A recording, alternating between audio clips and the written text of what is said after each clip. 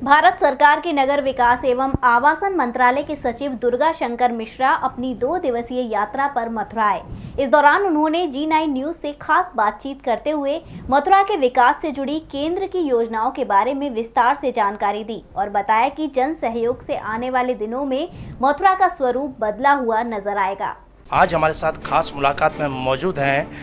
केंद्रीय नगर एवं आवासन मंत्रालय के सचिव श्री DS मिश्रा। आज भगवान श्री कृष्ण की जन्मस्थली मथुरा में अपने 2 दिवसीय दौरे पर आए हैं और अगर हम मथुरा के विकास की बात करें तो उत्तर प्रदेश सरकार का विशेष फोकस है। पहले मथुरा नगर पालिका हुआ करती थी, सरकार ने योगी सरकार ने आती 2017 में इसको नगर निगम का दर्जा दिया और तमाम यहाँ के विकास को लेकर घोषणाएं हुई। वहीं केंद्र सरकार का भी बहुत फोकस है क्योंकि केंद्र की सरकार और प्रदेश की सरकार दोनों के बीच की ट्विनिंग को लेकर मथुरा को विश्व के पटल पर पर्यटन की दृष्टि से, औद्योगिक विकास की दृष्टि से, हर दृष्टि से इसको आगे ले जाने को है। तो केंद्र सरकार की ओर से क्या संभावना है मथुरा के विकास को लेकर, बताएं सर।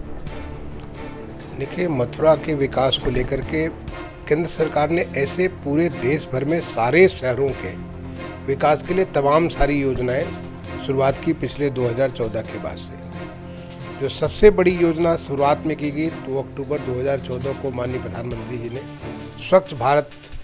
मिशन अर्बन और रूरल दोनों है, तो जिसमें हमें भी अर्बन से संबंध है। तो इसमें स्वच्छ भारत मिशन अर्बन की शुरुआत की गई और आज आप जैसे मैं कल शाम को मथुरा आया और चाहे वो मैं वृंदावन में या मथुरा में जहाँ भी गया हूँ तो सफाई का स्तर पहले से बहुत अच्छा है। आज मैं गया था नगला कोल्हू में, वहाँ पे जो सॉलिड वेस्ट मैनेजमेंट का प्लांट लगा हुआ है, वहाँ पे जिस प्रकार से वेस्ट को सेग्रीगेट करके जो हमारा बायोडिग्रेडेबल वेस्ट है उसको कंपोस्ट बना करके लोग उसको एक अच्छी मैन्योर, अच्छी फर्टिलाइज़र के तौर पे उसका यूज़ कर रहे हैं। और जो वहाँ पे ड्राई वेस्ट है उसको सारा सेग्रीगेट करके देखा मैं किस प्रकार से गट्ठर के रूप में बात करके उसको लोग ले जा रहे थे, उसका प्रयोग कर रहे हैं। वहीं पे एक संस्था जो हमने देखा 21 सेंचुरी पॉलीमर्स, ये संस्था जो कि यहाँ पे मथुरा में काम कर रही है, गोवा में काम कर रही है, दिल्ली में और तमाम सारे शहरों में काम कर रही है। वो प्लास्टिक्स को लेकर के प्लास्टिक से इतने किस्म के प्रोडक्ट बना रहे हैं जो आपको आश्चर्य होगा कि आपके घर से प्लास्टिक ले जाते हैं और वापस बना के प्लास्टिक आपके घर में ही, जैसे कि प्लास्टिक का वाइपर है, प्लास्टिक की बाल्टी है, प्लास्टिक का जो तमाम किस्म के बर्तन उसको लेकर के भी यूज़ करते हैं। आज यहाँ पे एक छोटा सा मैंने वहीं पे एक कैंपेन करने के लिए लोगों को उनमें एक जागरूकता लाने के लिए कि जो वेस्ट के प्रति जागरूकता ये लाने के लिए एक छोटा सा मैंने पेप्सिको के एक गाड़ी का भी वहाँ पे उसको फ्लैग ऑफ किया और उसमें वो लोगों तक पहुँचेंगे, जाकर के उनसे उनका लोगों का अपील होगा, चाहे वो दुकानें हों क्योंकि यहाँ पे काफ़ी सारे कॉमर्शियल इस्टेब्लिशमेंट भी हैं, और लोगों के घरों में कि भाई आप अपने कूड़ा को ड्राई एंड वेट कूड़ा को अलग करिए। ड्राई कूड़ा में भी जो प्लास्टिक कूड़ा है या आपका जो अदर किस्म के जो कूड़े उनको अलग करिए। जब आप एक बार इसको अलग करेंगे तो अलग करने से उसको आपको ही फ़ायदा मिलेगा, उसका वो सामान ले जा करके तुरंत उसे कन्वर्ट करेंगे ऐसे उपयोगी सामान में, जिससे सामान उससे जो है आपके काम आ सकता है। तो एक तो स्वच्छ भारत मिशन में मथुरा शहर आपका ODF++ शहर है। यहाँ पे सारे घर में शौचालय या हर जितनी भी कम्युनिटी में जो एक सामान्य तौर पे आप देखते थे कि बाहर लोग शौचालय के लिए जहाँ तहाँ जो ओपन डेफिकेशन करते थे, अब उससे निजात मिला है। वही नहीं बल्कि सारा का सारा जो उनका जो वेस्ट है उस वेस्ट को ले आकर उसका ट्रीटमेंट भी करने की व्यवस्था हो रखी है। जो दूसरी हमारी योजना है हाउसिंग फॉर ऑल, जो प्रधानमंत्री जी की एक सारी की सारी एक सोच 2015 में उन्होंने इस योजना को लागू किया, जून 2015 में, कि हर कोई को अपना मकान हो। मथुरा शहर के लिए लगभग 27,000 मकान हमने सैंक्शन किए और 27,000 में मुझे खुशी है कि 20,000 मकान पूरे होकर के लोगों को उस पर कब्जा भी मिल गया, लोग वहाँ पे रह रहे हैं। और ये मकान ऐसे नहीं है कि केवल उसमें 4 दीवारें हैं, बल्कि ऐसे मकान जहाँ पे टॉयलेट भी है, जहाँ पीने का पानी भी है, जहाँ पे गैस का चूल्हा भी है और वहाँ पे बिजली का कनेक्शन भी है। यानी जिसको ये मकान मिला उसकी ज़िंदगी, उसकी परिवार को एक नई किस्म की ज़िंदगी मिल गई, जिससे कि वो सामान्य जो हमारी अर्थव्यवस्था है उसके साथ वो जुड़ करके आगे के लिए काम कर सकता है। मकानों की अगर आपने बात की तो मैं मथुरा की बात करूं तो यहाँ जो मकानों के आवंटन की प्रक्रिया रही है उसमें कहीं ना कहीं इस तरह का रहा है कि जो पात्र अपात्रों को मिल गई और पात्र अभी भी भटके डोल रहे हैं और डोडा कार्यालय पर चक्कर लगाते हैं, उनको तारीख पर तारीख मिलती है और अपात्र लोगों ने हथिया लिए है। नहीं, अगर इस प्रकार की कोई स्पेसिफिक शिकायत हो तो ज़रूर मेरे संज्ञान में आप ला सकते हैं। लेकिन मैं इस बात को यहाँ के जिलाधिकारी को भी और म्यूनिसिपल कमिश्नर को अभी तक थोड़े समय तक मेरे साथी थे, उनसे मैं कहूँगा कि अगर ऐसी कोई बात है तो उसको तुरंत इस पर एक्शन लें, क्योंकि इसमें ऐसे लोग जिनके पास अपना मकान नहीं है या मकान है तो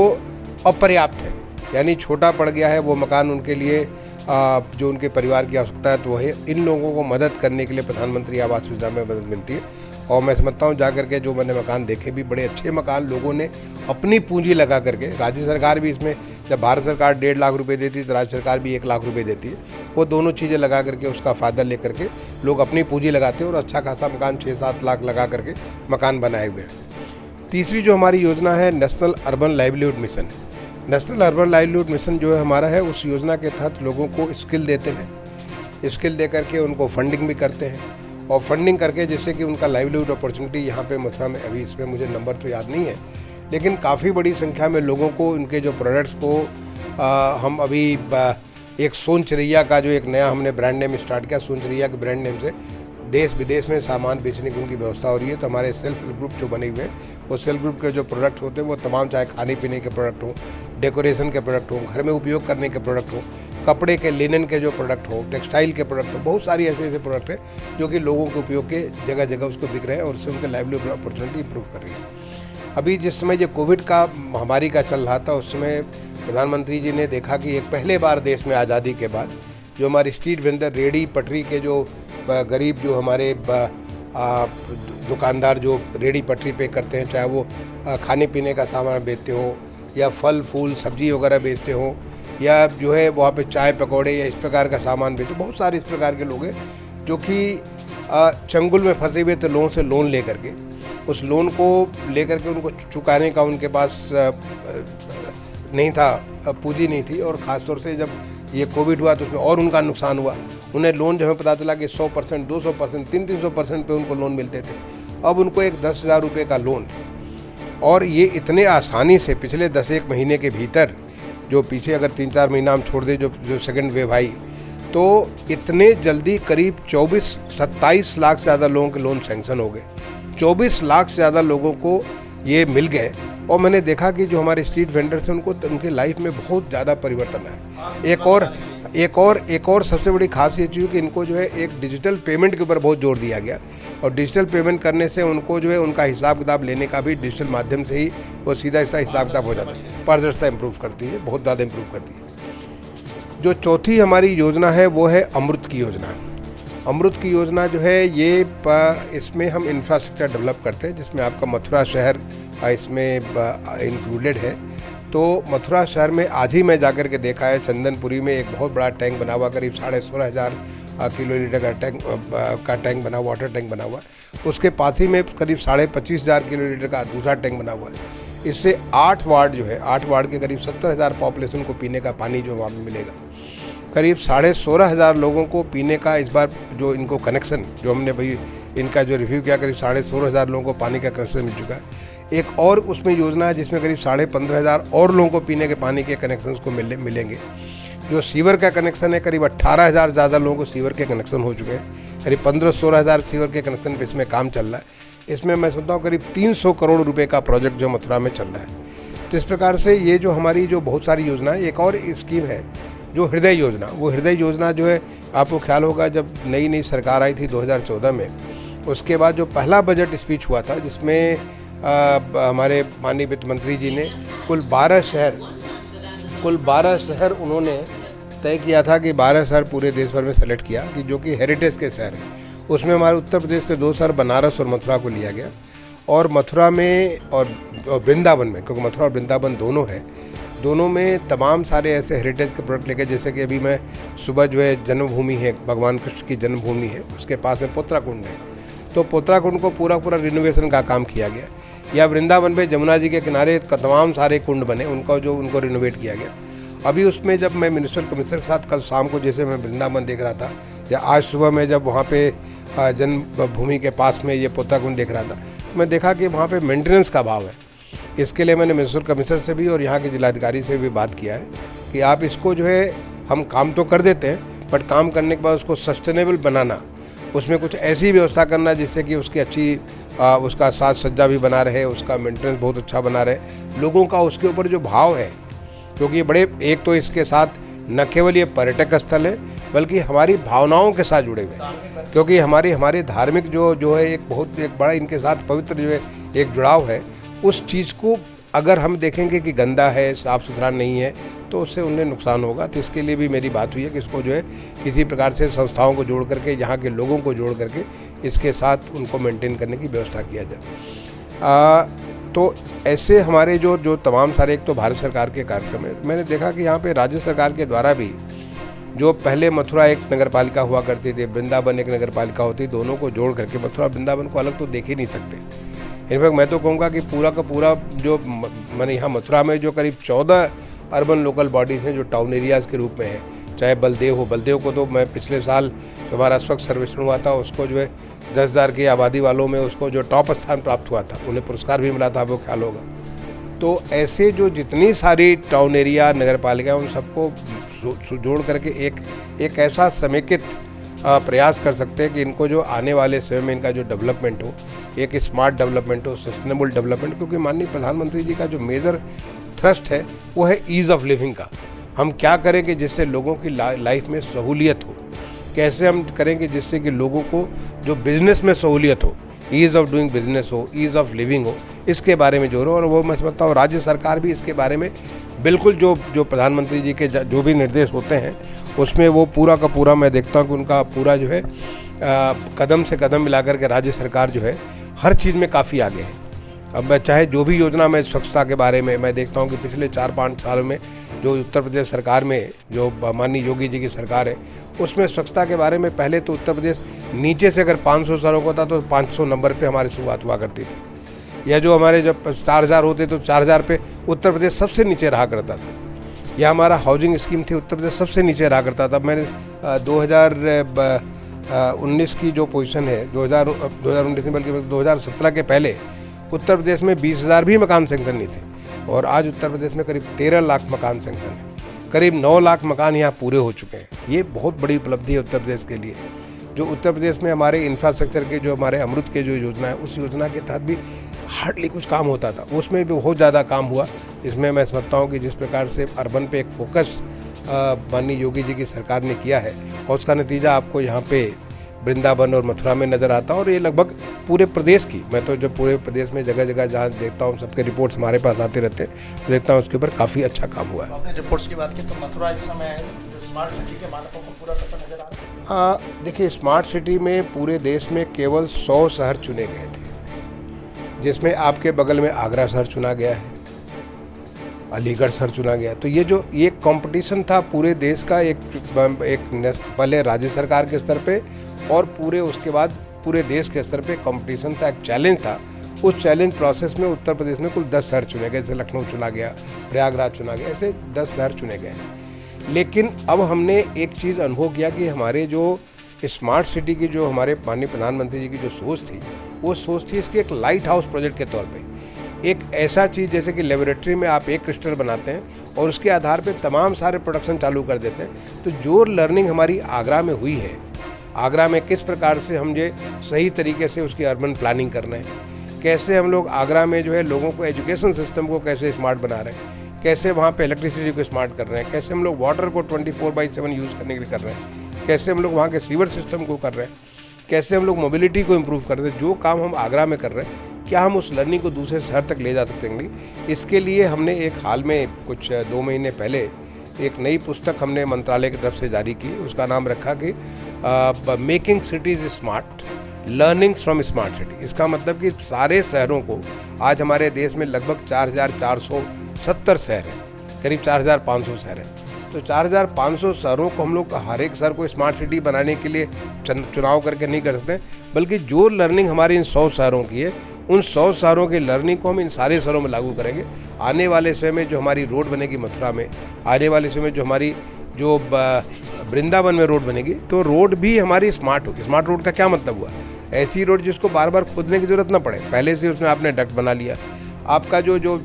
तार घूम रहे हैं वहाँ पे तार ना घूमे, बल्कि वो तार आपके अंडरग्राउंड जो सारा हो, वहाँ पे लोगों को आपको एक ऐसे प्लेस में कि वहाँ पे लोग बैठ सकते हो, लोग को वॉक कर सकते हो, लोग साइकिल कर सकते हो। तो जो व्यवस्था, ऐसा नहीं कि इसमें स्मार्ट बनने के लिए कोई स्पेशल ज़रूरत है, क्योंकि हमारे देश में स्मार्ट का जो है पहले सोच ही नहीं थी।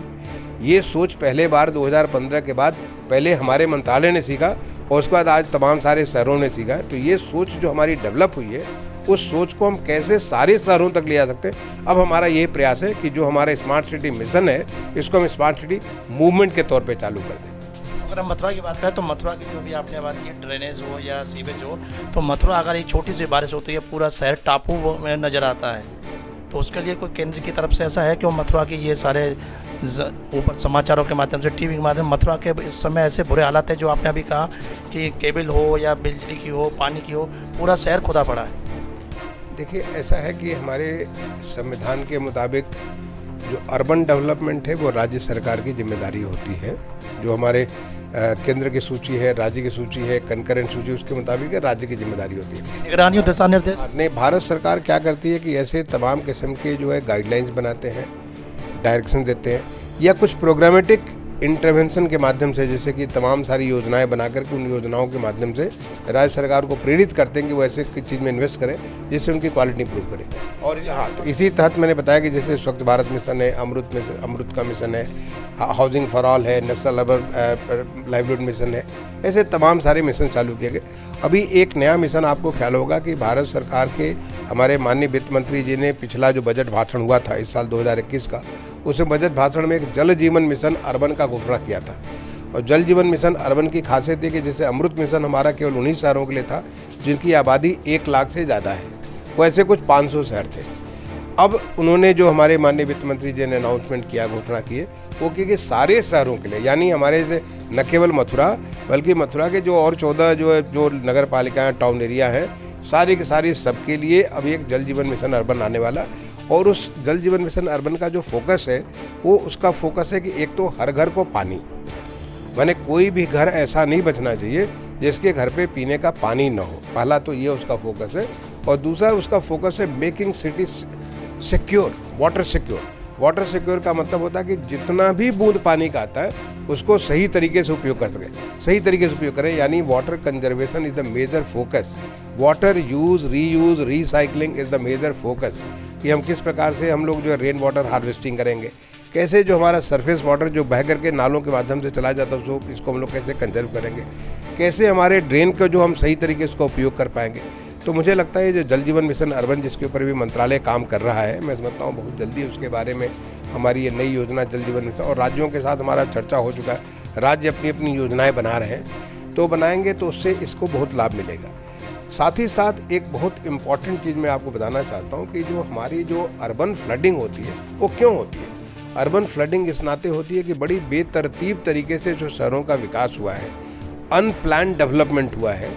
अगर आप प्रॉपर अर्बन प्लानिंग नहीं करेंगे, अगर सही तरीके से ड्रेन्स को एक दूसरे को जोड़ करके नहीं करेंगे, एक कॉलोनी अलग बनाएगी, एक कॉलोनी अलग बनाएगी, तो उसके आगे वाटर का प्रॉपर मूवमेंट नहीं हो पाता है, जिसकी वजह से वहाँ पे पानी स्टैंड करता है। तो इसके लिए एक अर्बन प्लानिंग को मेजर फोकस के तौर पे हमारे मंत्रालय ने 2 योजनाएं हमारी अमृत स्कीम के अंतर्गत जो है, एक हमारी योजना है लैप लोकल एरिया प्लान और दूसरा TPS टाउन प्लानिंग स्कीम। ये लैप और टाउन प्लानिंग स्कीम के तहत हमने सेप्ट विश्वविद्यालय है, काफ़ी बड़ा अर्बन प्लानिंग के बारे में नाम उनका जो है, एक नामीचीन विश्वविद्यालय है अहमदाबाद के अंदर, उनके माध्यम से ये लैप और TPS की स्कीम को हमने हर एक राज्य में एक एक शहर को चुना। जैसे उत्तर प्रदेश में वाराणसी को चुना, हर शहर में हर स्टेट में एक शहर को चुना, और वहाँ पे वहाँ के जितने भी टाउन प्लानिंग के लोग हैं उन सारे लोगों को ट्रेनिंग कराई, और ट्रेनिंग करा के उनके लिए वो लेबोरेटरी बना दी। मैं समझता हूँ उत्तर प्रदेश के लोगों को हमने ट्रेनिंग कराया है कि कैसे आप अपने शहर को प्लान करेंगे। अगर शहर को पहले देखिए, हमारे पास 2 किस्म का चीज़ है, एक तो वो है कि जो आज एग्जिस्टिंग शहर है, और दूसरा आने वाला शहर है। आने वाला शहर है, जो एग्जिस्टिंग शहर है इसको हम या तो रेट्रोफिट कर सकते हैं या इसे हम रीडेवलप कर सकते हैं, लेकिन आने वाला जो शहर है, और आने वाला शहर बहुत बड़ा है, जो हमारा जो है यूएन पॉपुलेशन के जो प्रोजेक्शंस हैं, उन प्रोजेक्शंस के मुताबिक आज भारत की आबादी देखें शहरी इलाके में, तो शहरी इलाके में हमारी आबादी 2011 की जनगणना के मुताबिक लगभग 37.8 करोड़ थी। अगर उसको प्रोजेक्शन देखें, जो हमारा जो ग्रोथ है, अगर ये हमारा 2021 का जनगणना हुआ होता तो शायद आज हमारा पॉपुलेशन अर्बन एरिया में लगभग 46 करोड़ का होता है। लेकिन ये जो प्रोजेक्शन है हमारा 2051 का जब जनगणना होगा तो लगभग 88 करोड़ होगा। यानी हम जो आज की डेट में आबादी है उतनी ही आबादी हम लोग बढ़ा करके कर लेंगे 2051 तक। उसके बाद हमारी आबादी स्टेबलाइज कर जाएगी, क्योंकि हमारी आबादी उसके आगे नहीं बढ़ेगी, स्टेबलाइज कर जाएगी। तो ये हमारा जो है मानना है कि जो जिस प्रकार से जो नया विकास होने वाला है और उस नए विकास को नए धारा देने के लिए जो माननीय प्रधानमंत्री जी ने जो तमाम किस्म की जो हमारी योजनाएं, स्वच्छ भारत की जब सब चीज़ें साफ सुथरी हों, जो हमारा अमृत जिसके हमारे इंफ्रास्ट्रक्चर को ध्यान दें, हाउसिंग फॉर ऑल हर एक को मकान के लिए ध्यान दें, जो अर्बन लाइवलीहुड मिशन जिसे हर एक को लाइवलीहुड अपॉर्चुनिटी को हम लोग उसको ध्यान दें, स्मार्ट सिटी मिशन जो काम करें उसको एक स्मार्ट रूप दें, जैसे कि जितना भी हमारे पास है to get more from less, चाहे जो पानी हमारे पास जितना है, बिजली हमारे पास जितनी है, जो हमारे पास सुविधा है उन चीज़ों को अधिक से बेहतर कैसे करें, उन चीज़ों को अगर ध्यान दे करके करेंगे तो आने वाले समय में जो कम से कम जो नया अर्बन भारत बनने वाला है, जिसको न्यू अर्बन इंडिया कहेंगे, वो न्यू अर्बन इंडिया उन जो तमाम सारी जो तकलीफ़ें जो आप अभी बता रहे हैं कि वहाँ पे पानी भर जाता है या और इस प्रकार की जो दिक्कत है उन दिक्कतों से बाहर होगा। तो मैं तो ये कहूँगा, और इसको आज हम लोग आज़ादी की 75वीं जयंती वर्ष मना रहे हैं, इसको अमृत महोत्सव के तौर पे मनाया जा रहा है, पूरे देश में मनाया जा रहा है। अमृत महोत्सव का मतलब हुआ कि ऐसे विचार मंथन करके वो अमृत निकालें जो कि हमें आने वाले समय में जो हम सभी आज़ादी का जो हम जब करेंगे जब 2047 में, तो देश हमारा पूरी तरह से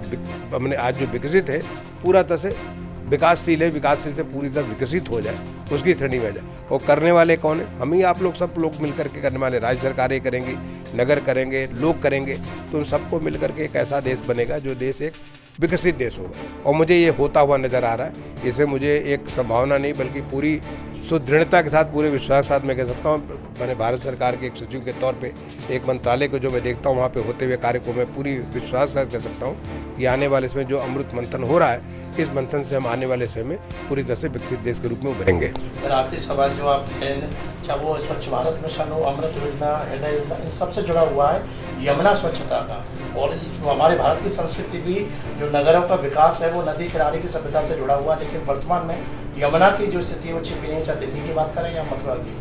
और तमाम आंदोलनों को, लेकिन स्थिति 10 से 10 पहले से 10 से बदतर हुई। क्या कहेंगे, क्योंकि इसमें तो केंद्र की बहुत बड़ी जिम्मेदारी है यमुना को स्वच्छ। बिल्कुल आपने सही कहा। देखिए, यमुना को स्वच्छ करने के लिए या गंगा जी को स्वच्छ करने के लिए, सरजू जी को स्वच्छ करने के लिए या तमाम सारी नदियों को स्वच्छ के लिए बहुत सारी योजनाएं हमारा मिनिस्ट्री ऑफ एनवायरनमेंट फॉरेस्ट ने समय समय पे किया है। जैसे गंगा एक्शन प्लान हुआ करता था, यमुना एक्शन प्लान का प्रोग्राम होता था, लेकिन उसके कुछ काम हुए लेकिन उसका पूरा नतीजा नहीं निकला। इसको सबको समेकित करते हुए एक Namami Gange, ministry of water resources, Bharat सरकार में एक नया मंत्रालय क्रिएट किया गया, जल शक्ति मंत्रालय जो क्रिएट किया गया, और उसको एक नमामि गंगे के नाम से एक कार्यक्रम किया गया, जिसे पूरी की पूरी वाटर बेसिन जो नदियों का जो वो है उसको सतत रूप में चले, शाश्वत रूप से चले और मैंने बिल्कुल साफ सुथरा पानी उसका हो, क्योंकि नदी के साथ जो हमारी सभ्यता जुड़ी हुई है, जो हमारी सभ्यता का विकास हुआ है पूरे न केवल भारत में बल्कि दुनिया में जितने भी शहर बसे वो सारे के सारे नदियों के किनारे बसे हुए। तो इसको ठीक करने के लिए बहुत सारे कार्यक्रम जो है दूसरे मंत्रालय कर रहा है, जिसके बारे में बहुत ज़्यादा कमेंट इसलिए नहीं कर सकता कि मैं उसका जानकारी नहीं रख सकता। लेकिन जहाँ तक हमारे मंत्रालय का सवाल है, जो हमारा जो हाउसिंग एंड अर्बन अफेयर्स मंत्रालय है, अभी हाल में अगर आप मुझे सोशल मीडिया पे देखते होंगे कि हमने एक जो शहर नदी के ऊपर हों उसकी कैसे अर्बन प्लानिंग किया जाए, उनको किस तरीके से उसकी प्लानिंग की जाए कि जिससे कि हम शहर का कूड़ा, शहर का गंदा पानी हम नदी में न डालें। क्योंकि नदी कैसे गंदी होती है, नदी में, क्योंकि जो आप शहरों के किनारे देखते हैं कि वो पता चला कि फैक्ट्री है, फैक्ट्री का सारा गंदा पानी वहाँ पे जा रहा है, जो लोगों का म्यूनिसिपल वेस्ट है वो वहाँ पे जा रहा है, लोग कूड़े उठा के नदी में फेंक रहे हैं, नाले में फेंक रहे हैं, तो क्या वो सारा नदी को जाम करता चला जाता है। नदी का जो नदी का जो धारा है वो धीरे धीरे कम होती चली जाती है। तो इसके लिए हमारे मंत्रालय के द्वारा एक हमने स्वच्छ भारत मिशन है उसके तहत एक वाटर प्लस का एक हमने उसमें एक स्टैंडर्ड बेंचमार्क तय किया, जो कि इस बार के स्वच्छ सर्वेक्षण का पार्ट था। आपने अगर हाल में मन की बात सुनी हो, पिछली जो एक हफ्ते पहले ही माननीय प्रधानमंत्री मन की बात, उसमें इंदौर शहर को उन्होंने वाटर प्लस होने के बारे में उसकी चर्चा की। एक बहुत ही प्रेरणा इंदौर शहर जो हमारा देश का स्वच्छ सर्वेक्षण में पिछले 4 साल से लगातार प्रथम स्थान प्राप्त किया, उन्होंने वाटर प्लस में ये पहले हासिल किया और उसका नतीजा मैं खुद व्यक्तिगत तौर पे मैं जाकर के इंदौर शहर में देख चुका हूँ कि वहाँ जो सरस्वती नदी थी, वहाँ की जो कान नदी थी, इतनी गंदी नदी थी, इतनी दुर्गंधपूर्ण नदी थी, और आज वहाँ पे नदियों का पानी को आप हाथ से लेकर के आचमन कर सकते हैं। इतना स्वच्छ नदी हो गया, उसमें आज नदी का पानी का पूरा जो पानी का भर गया, वहाँ पे जो पानी भर गया है। और ये भी हुआ है कि जो नाले वहाँ पे आते थे, जो कि ड्रेनेज के नाले थे, वो ड्रेनेज के नाले में शहर का पूरा गंदा पानी चलता था, बहुत दुर्गंध से, वहाँ पे मच्छर से वो तमाम बीमारियाँ फैलती थी। आज वो नाले बिल्कुल साफ़ हो गए हैं, वहाँ पे लोग जो है मलखम करते हैं, वहाँ लोग फुटबॉल खेलते हैं, वहाँ लोग क्रिकेट खेलते हैं, लोग मैं बता रहा हूँ। और ये कैसे संभव हुआ? देखिए, ये बात जो मैंने कहा कि ये जो इंदौर में हुआ है, इंदौर में कैसे संभव हुआ? वो इंदौर में संभव हुआ है, मैं जाके देखा वहाँ पे एक जो उज्जैन में जो हमारा कुंभ मेला लगता है, उसके पहले जो तमाम सारे अखाड़े होते हैं, एक बड़ा मंदिर है, मैं नाम भूल गया, वो शहर का मैं नहीं हूँ, वहाँ पे मैं गया तो देख करके वहाँ के जो संत जी थे वो कह रहे थे कि ये तो साहब ऐसा हमने कभी सोचा भी नहीं था, पुराना हमारा मंदिर नीचे से निकल गया जो नाले के अंदर फंसा पड़ा हुआ था। तो ये जो इतनी सफाई हुई वो सारा वो कहाँ से हुई? वहाँ के लोग, इंदौर के लोग जुड़ गए, इंदौर के लोगों ने मिल कर के उसको ऐसा कर दिया कि भाई इंश्योर किया कि हमारे घर से हज़ारों की संख्या में जो हमारे नाले जाते थे, गंदा पानी ज़्यादा था उसमें, नालों में जाता था, उसको उन्होंने डाइवर्ट कर दिया, सीवर के तरफ डाइवर्ट कर दिया। और इंदौर शहर ही नहीं बल्कि इंदौर एक उदाहरण बना। आज सूरत है, नवी मुंबई है, हैदराबाद है, NDMC है, 9 शहरों को हमने वाटर प्लस के तौर पे रिकॉग्नाइज किया है। और एक ये देखिए एक अभियान है, माना स्वच्छ भारत जो है एक जन आंदोलन है। उस जन आंदोलन में जब एक बार लोगों को इस बात का आभास हो गया कि भाई आप अगर गंदा पानी नहीं छोड़ते हो, उसमें नालों में छोड़ते हो, तो नाला आपका अपना हो जाएगा। तो उसको करने से, वाटर प्लस करने से आपकी वहाँ पे क्वालिटी इंप्रूव कर जाएगी, नदी भी साफ़ हो जाएगी। अब इसी प्रकार से देखिए कि एक तो वाटर प्लस हो गया, दूसरा अगर हम उस शहर का पूरा अर्बन प्लानिंग, जिसको कहते हैं रिवर सेंसिटिव अर्बन प्लानिंग, अगर रिवर सेंसिटिव अर्बन प्लानिंग करें तो उसको हम ये इंश्योर करेंगे कि जो नदी है, नाला है, नहर है या तालाब है, हम वहाँ पे गंदगी के भरने के लिए नहीं यूज़ करेंगे, बल्कि उसको हम लोग यूज़ करेंगे एक लोगों को विहार करने के लिए। उसके पास में उसका जो क्या कहते हैं, जो वाटर फ्रंट है, वाटर फ्रंट में लोगों के लिए एक अच्छा खासा जो बिजनेस एक्टिविटी हो सकती है, खाने पीने के लोग शाम के वहाँ पे इकट्ठा हो सकते हैं, बैठ करके आराम कर सकते हैं, वो सब तमाम सारी चीज़ें कर सकते हैं। वैसे अगर हम लोग प्लानिंग करेंगे या उसके आसपास में हमने पूरा ग्रीन बेल्ट बना देंगे तो वहाँ पे एक पिकनिक का स्ट्रक्चर बन सकता है। और ये सारी चीज़ें पहले हुआ करती थी। एक ऐसा समय आया कि हम लोग जिस प्रकार से आबादी बढ़ती चलेगी और प्लानिंग हमारी शैली में मोस्टली हॉरिजॉन्टल प्लानिंग हमारी, मैंने इतनी तेज़ी से हम लोग जो है स्प्रॉलिंग होना शहर का चालू हुआ। शहर इतने बढ़ते चले गए कि हमने जो तालाब था शहर का, वो तालाब को भी घेर लिया, तालाब के अंदर हमने मकान बना लिए। तो इन चीज़ों से निजात करने के लिए अभी हमारे मंत्रालय ने शुरुआत किया है, और हमारे मंत्रालय के साथ जल शक्ति मंत्रालय के भी उनका जो हमारा जो हम दोनों ने मिल करके जो NCMG कहते हैं, national mission on clean Ganga, NMCG, तो नेशनल मिशन क्लीन गंगा, दोनों ने मिल करके इसके ऊपर एक अर्बन प्लानिंग पे हम एक्सरसाइज कर रहे हैं और भी बहुत सारी चीज़ें कर रहे हैं। क्योंकि देखिए सरकार में एक इस बात के लिए सेंसिटिविटी है कि कैसे हम लोग निर्मल और सतत जल नदियों में दे सकें, कैसे हम लोग तालाबों को साफ कर सकें। चैलेंज बहुत है, ऐसा नहीं कि बहुत आसान काम है, चैलेंज है, लेकिन लोगों को आगे बढ़ना पड़ेगा। और जब एक प्रकार से जब लोग इसका एक जन आंदोलन का रूप लेगा तो मैं समझता हूँ ये भी, जैसे कि आपको लगता था क्या 7 साल पहले हमारे शहर साफ हो पाएंगे, कोई सोच नहीं सकता था। मैं तो जब मैं कभी इसको सफाई के बारे में सोचता हूँ तो मुझे लगता कि वैसे ही है जैसे कि आज के समय में हम लोग को महसूस भी नहीं कर सकते हैं कि अंग्रेज जब यहाँ पे थे और हमारे बाप दादा कैसे कितनी दहशत में रहा करते थे, वैसे ही जो आज के अगर 5-10 साल के बाद लोग सोच भी नहीं सकते थे कि हम लोग गंदगी में रहते थे और फिर भी खुश रहते थे कि बेटी की गंदगी है, लेकिन फिर भी उसको मान के चलते थे पार्ट ऑफ आवर लाइफ। अब वो हमको देखने को नहीं मिलेगा। इसी प्रकार से मुझे लगता है कि एक अगला जो जोर इसके ऊपर पानी के ऊपर है, अभी आपने प्रधानमंत्री जी को लाल किले के प्राचीर से सुना होगा 15 अगस्त के दिन, जिन्होंने जो है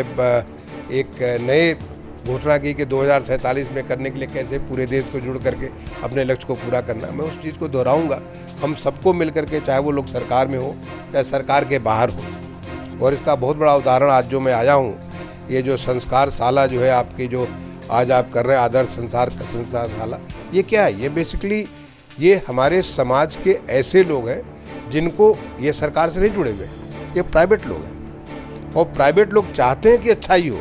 समाज में अच्छाई हो, और समाज में अच्छाई करने, जो समाज में अच्छा काम कर रहे हैं उनको पुरस्कृत कर रहे हैं। तो ये उसको आगे बढ़ाने के लिए, समाज को अच्छा बनाने के लिए जो लोगों का कमिटमेंट जो चल रहा है, जो कमिटमेंट चल रहा है, ये एक बहुत बड़ा पॉजिटिव चीज़ है। और मैं समझता हूँ कि इस प्रकार की चीज़ समाज में जब बढ़ेगी वैसे वैसे चीज़ें और अच्छी होंगी।